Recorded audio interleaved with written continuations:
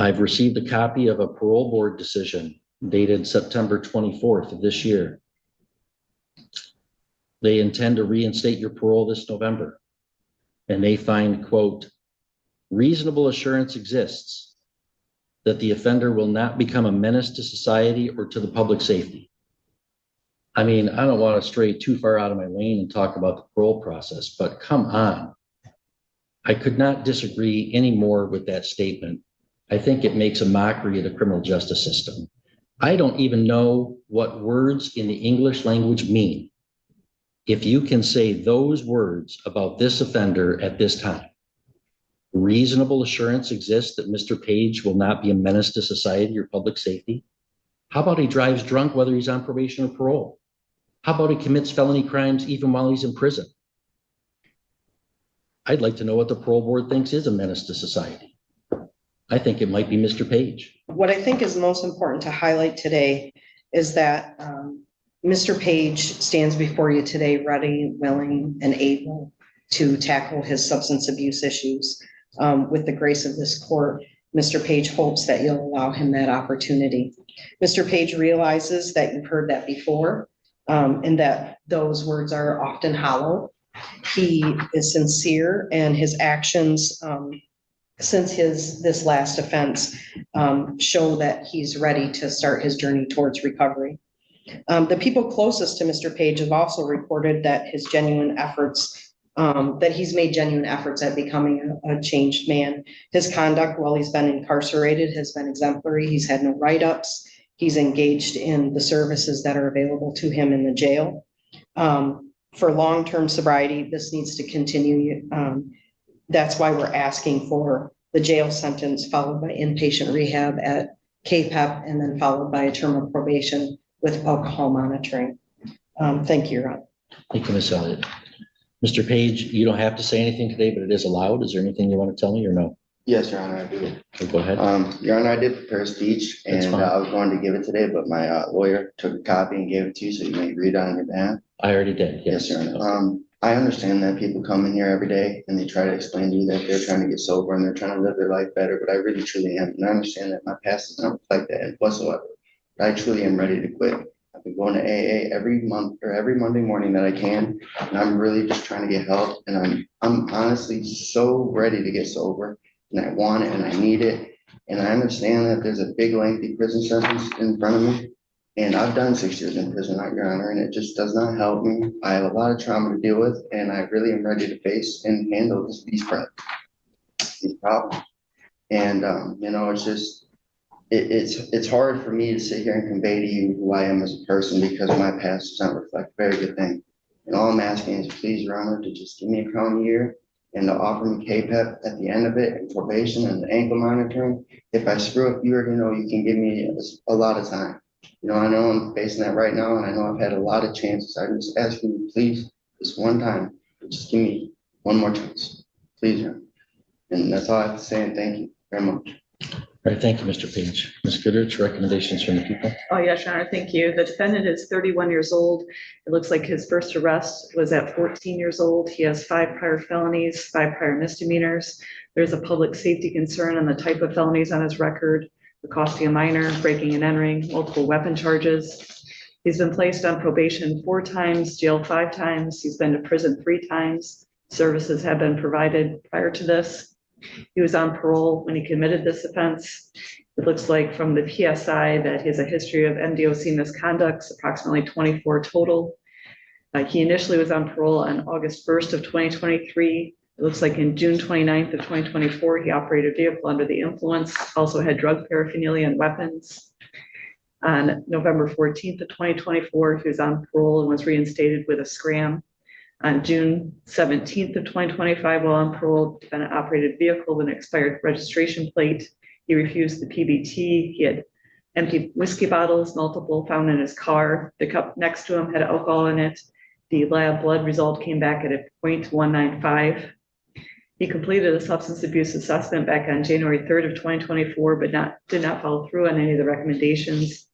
His guidelines are 10 to 28 months. The PSI, I believe, appropriately recommends the 28 months to 70 or 6 months. The top of the guidelines is appropriate in this case based on his decisions in his past. when he's released from this prison term on parole this next time. I hope he does use that support system that he has available and takes advantage of having that benefit, as well as the substance abuse services in our community. Thank you. All right, thank you. Mr. Page, if you please stand for the first sentence. There are, I know Mr. Page has acknowledged his prior record not being his best foot forward, so to speak. It is important that on the record we place some of those things. So some of the relevant factors that I've looked at here, back in November of 2014, Mr. Page was sentenced for a felony breaking and entering. He got probation with 6 months upfront jail and the SAI boot camp. And then in 2015, he violated probation by drunk driving with a high VAC. He got 6 months more in jail, but probation was continued. So he got chances to address that, 10 years ago. In 2017, he violated that probation again by stealing a gun. He went to prison for that, for 28 months on stealing the gun and 4 years on the probation violation. While he was in prison in 2018, he committed another felony by possessing a weapon in prison. He got another 14 months in prison for that. Then while he's still in prison in 2020, he commits another felony, prisoner possessing contraband, and he got another 14 months consecutive prison for that. So that's why then the prosecutor says he went to prison 3 times. It was really 1 time he went, but you had 3 commitments, 3 sentences. So that's when he did the 6 years. And it's, reported in the PSI and also in the defense sentencing memoranda that, you had some really negative experience that had happened to you or around you while in prison. And, that's regrettable and that should not happen. That's not what anybody intends to happen. That's not part of the punishment of a sentence. Prison should be a safe environment for people, but the reality of human behavior makes it such that sometimes it's not. So I regret that you had to witness some of those things. You were granted parole on August 1st of 2023. The next summer, July of 2024, you were arrested for drunk driving on parole, and a CCW carried concealed weapon charge. In that case, there was a BOL, be on the lookout for someone driving crazy. You were twice the legal limit, had a fixed blade knife in the visor of the car. That November, I dismissed the CCW charge, finding that there was not legal basis for that charge. But it did qualify as a violation of parole, possessing any weapon at all. But I dismissed that felony charge and granted you a PR bond. And then the DOC lifted the parole hold and reinstated your parole.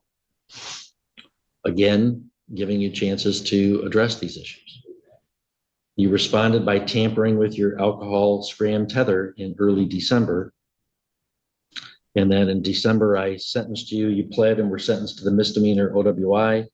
You'd already served the maximum time, so we cut you loose at that time. And your parole was reinstated, continued.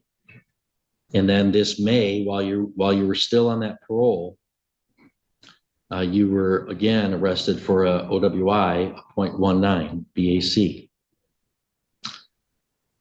In addition to the 2 felonies committed while Mr. Page was in prison, he had several misconducts in prison, including using alcohol 3 times, using other substances 3 times, fighting 3 times, possessing stolen property 3 times.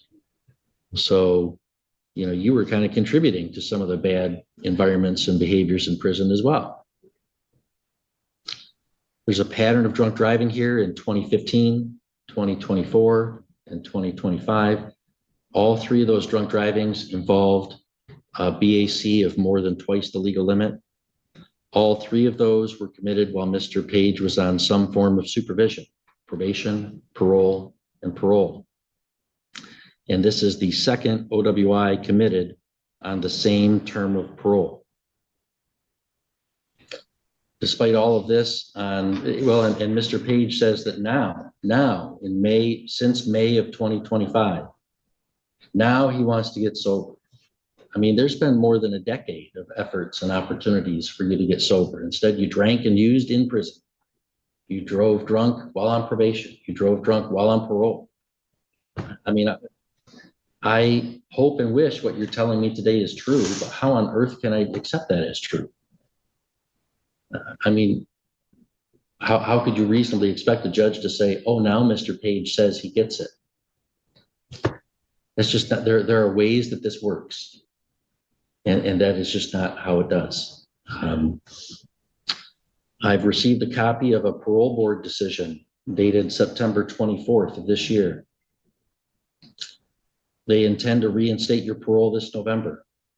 And they find, quote, reasonable assurance exists that the offender will not become a menace to society or to the public safety. I mean, I don't want to stray too far out of my lane and talk about the parole process, but come on. I could not disagree any more with that statement. I think it makes a mockery of the criminal justice system. I don't even know what words in the English language mean. If you can say those words about this offender at this time, reasonable assurance exists that Mr. Page will not be a menace to society or public safety. How about he drives drunk whether he's on probation or parole? How about he commits felony crimes even while he's in prison? I'd like to know what the parole board thinks is a menace to society. I think it might be Mr. Page. And all of that doesn't even take into account that he's a registered sex offender. I have to say, I think the advisory guidelines of 10 to 28 months do not adequately take into account three factors. First, defendant's profound pattern of criminal behavior, even while in custody and even while on supervision. Second, defendant's pattern of driving at more than twice the legal limit every time he drives drunk, even while under supervision. And third, the fact that he's twice driven drunk since he's been paroled in August of 2023, yet the Michigan Department of Corrections doesn't believe that behavior is enough to return him to prison on his parole. So honestly, I think an upward departure from the guidelines is warranted in this case, given that this is this defendant's sixth felony, his third drunk driving, 2 that he's been paroled. He continues to possess weapons inside prison and while on parole. Even though I dismissed the charge, he was possessing weapons on parole. It's clear that this defendant poses a danger to society. You know, I regret, Mr. Page, to tell you, I think a maximal sentence is proportionate here. The law limits what I can do to 2/3 of the maximum, which means the highest sentence that I can impose would be 60 to 90 months in prison, or 5 years to 7.5 years. I believe, given the history I've outlined, given his behavior while on parole, his behavior the last 2 years while on parole in our community, the last year, I believe that a minimum term of 5 years in prison is certainly a proportionate sentence, given the seriousness of the circumstances of both this offense and this offender. Such a sentence, I believe, to be more proportionate than a sentence within the advisory guidelines range. Therefore, Mr. Page, I am going to commit you to the Michigan Department of Corrections for not less than 5 years, nor more than 7.5 years, exercising my discretion under the habitual offender statute to increase the statutory maximum. That's mandatory consecutive to parole, so there's no jail credit given because you've been on a parole detainer. There's $68 in state cost, $130 in the crime victims assessment, $350 in court costs, and a $200 OWI reimbursement. You can, and you know, from what I outlined about what happens in prison, what you've seen, what you've done, there are choices you can make in prison too. And you can begin to address these issues in prison. And I hope you make better choices on the inside this time. And when you are paroled, you're still going to be paroled as a fairly young man. You'll still have choices to make when you're paroled next time. So I hope that half of what you're telling me today is true, and that you'll be on a better path, and this will be the last commitment you get to prison. But I think given that history, you should expect judges to give you the maximum that they can. I think that's just what's reasonable. Mr. Page, if you want to appeal, you can do so by filing an application to the Court of Appeals. If you want a lawyer, I would give you one, but you'd have to ask me within 6 months. We're going to hand you a piece of paper explaining that. Ask you to initial one for us. The other one's for you to fill out if you want to take an appeal. And good luck to you, sir. Thank you.